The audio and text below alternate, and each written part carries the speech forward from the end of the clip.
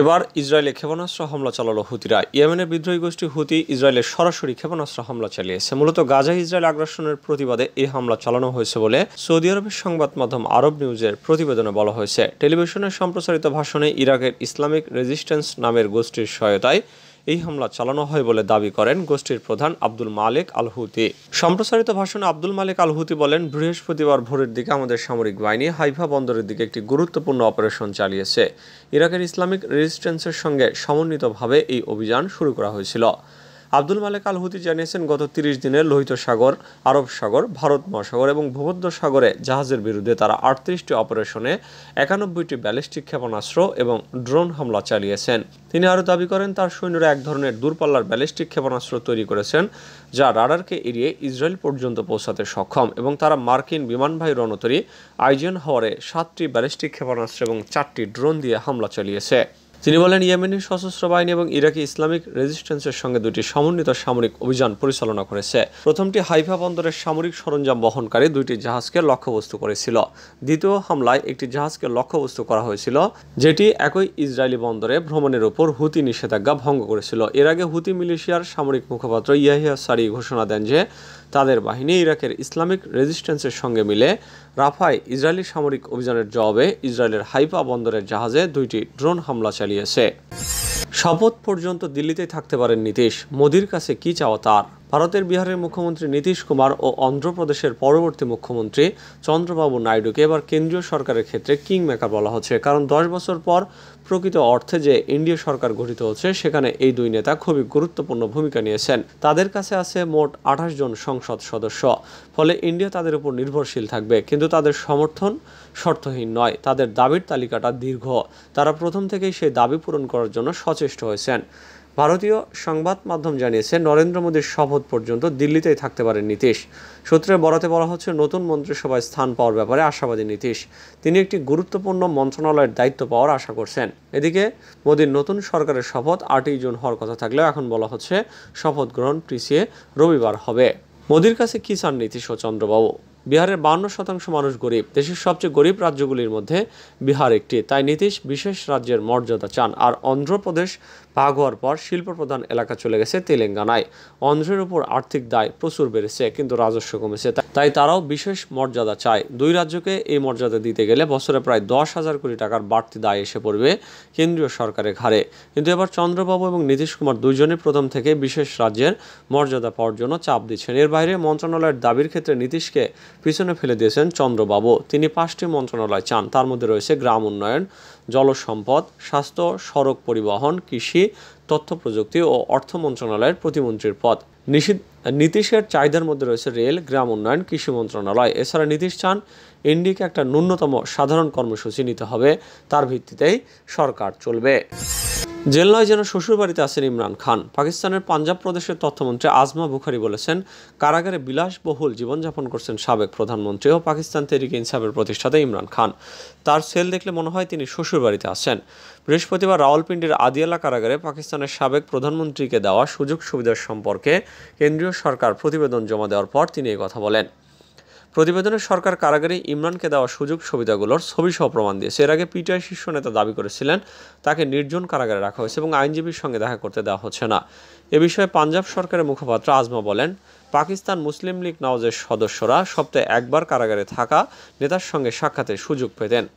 ইমরান খানের জেলের অবস্থা তদন্তে বিচার বিভাগীয় কমিশন গঠনের দাবি জানিয়ে তিনি বলেন, কমপক্ষে 40 থেকে 50 জনের সঙ্গে ইমরান কারাগারে সাক্ষাৎ করেছেন।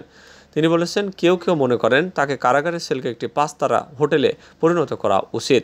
আজমা জানান, কারাগারে ইমরান খানকে শারীরিক সুস্থতার জন্য একটি ব্যায়াম করার বাইক এবং একটি স্ট্রেচিং বেল্ট, বই এবং একটি আলাদা রান্নাঘর, হাঁটার জন্য একটি বিশেষ জায়গা, এলইডি, একটি রুম কুলার এবং একটি পড়ার টেবিল দেওয়া হয়েছে। হামাসকে কাতার চুক্তি গ্রহণ না করলে বহিষ্কার। গাজাভিত্তিক ফিলিস্তিনি প্রতিরোধ আন্দোলন হামাসকে যুক্তরাষ্ট্র ও ইসরায়েলের প্রস্তাবিত যুদ্ধবিরতির প্রস্তাবটি গ্রহণ করতে আলটিমেটাম দিয়েছে কাতার। দেশটি বলেছে, হামাস যদি চুক্তিটি না করে তবে তাদের নেতাদেরকে কাতার থেকে বহিষ্কার করা হবে। সিএনএনে প্রকাশিত এক প্রতিবেদনে এই তথ্য প্রকাশিত হয়েছে। যুদ্ধবিরতি হাসিলের জন্য মার্কিন কূটনৈতিক অভিযানের অংশ হিসাবেই কাতারকে দিয়ে এই চাপ প্রয়োগ করা হচ্ছে। একই সাথে মার্কিনিরা চুক্তিটি গ্রহণ করতে ইসরায়েলের ওপরও তীব্র চাপ সৃষ্টি করে যাচ্ছে। হামাস জানিয়েছে, তারা মার্কিন প্রেসিডেন্ট জো বাইডেনের ঘোষণা করা চুক্তিটিকে ইতিবাচকভাবে দেখছে। তবে চুক্তিটি গ্রহণ করা বা প্রত্যাখ্যান করার কথা তারা কখনো জানায়নি। তারা বলছে স্থায়ী যুদ্ধবিরতির নিশ্চয়তা না থাকলে তারা কোনো চুক্তিতে রাজি হবে না।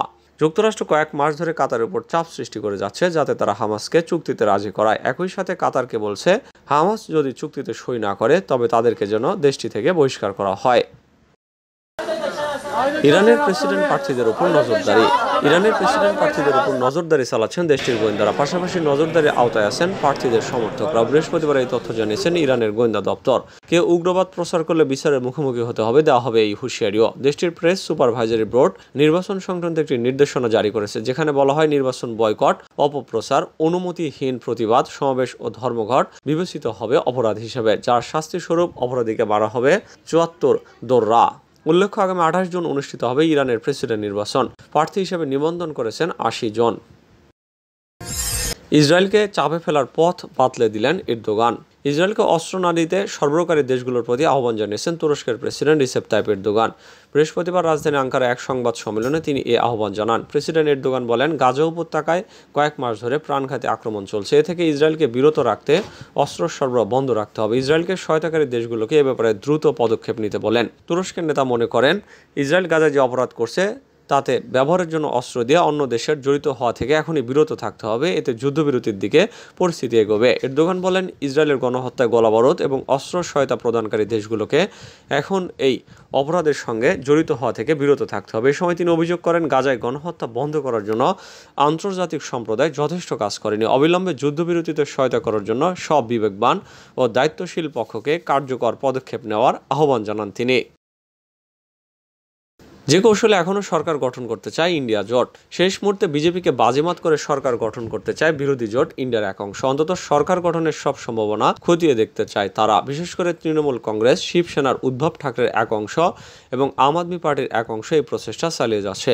এই লক্ষ্যে দলগুলোর নেতারা ইন্ডিয়া জোটের বাকি নেতাদের পরামর্শ দিয়েছেন চন্দ্রবাবু নাইডু এবং নীতিশ কুমার সহ যাদের প্রয়োজন তাদের সঙ্গে যোগাযোগের চেষ্টা চালিয়ে যাওয়ার। ইন্ডিয়ান এক্সপ্রেসের প্রতিবেদনে এই তথ্য জানানো হয়েছে। তবে ইন্ডিয়া জোট বর্তমানে ধীরে চলো নীতিতে আছে। জোটের সর্বশেষ সিদ্ধান্ত অনুসারে তারা ঝোপ বুঝে কোপ দিতে চায়, কিন্তু জোটের এক অংশ সেটি মানতে নারাজ। সূত্র বলছে, পশ্চিমবঙ্গের মুখ্যমন্ত্রী এবং তৃণমূল কংগ্রেস প্রধান মমতা বন্দ্যোপাধ্যায় নির্বাচন ফলাফলের দিনে উত্তরপ্রদেশের সবচেয়ে বেশি আসন পাওয়া দল সমাজবাদী পার্টির অখিলেশ যাদবের সঙ্গে কথা বলেছেন এবং তাকে অন্ধ্রপ্রদেশের তেলুগু দেশম পার্টির প্রধান চন্দ্রবাবু নাইডুর সঙ্গেও যোগাযোগ করতে বলেছেন। পাশাপাশি মমতা বিহারের জনতা দল ইউনাইটেডের প্রধান নীতিশ কুমারের সঙ্গে আলাপ করতে বলেছেন অখিলেশ যাদবকে।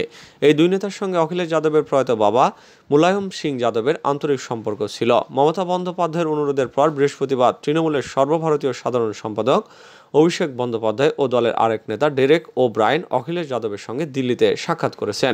অপর একটি সূত্র জানিয়েছে, তৃণমূল কংগ্রেসের মতো একই ধরনের মনোভাব পোষণ করে দিল্লিতে ক্ষমতাসীন আম আদমি পার্টির একটি বড় অংশ। দলটি মনে করে ক্ষমতার মসনদে পৌঁছার যত পদ আছে তার সবগুলোর সম্ভাবনা যাচাই করে দেখা উচিত।